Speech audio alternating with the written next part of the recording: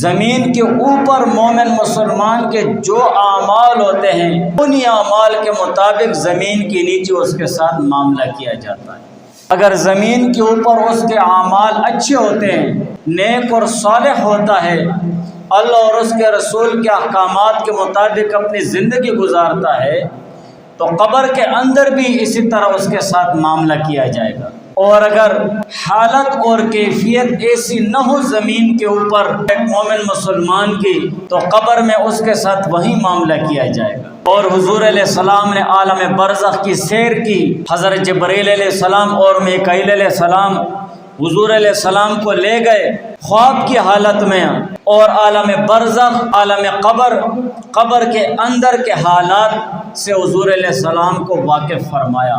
کہ جو لوگ زمین کے اوپر ایسے ایسے گناہوں میں مبتلا ہوں گے ان کے ساتھ ایسا معاملہ کیا جائے۔ اگر وہ سودخور ہیں،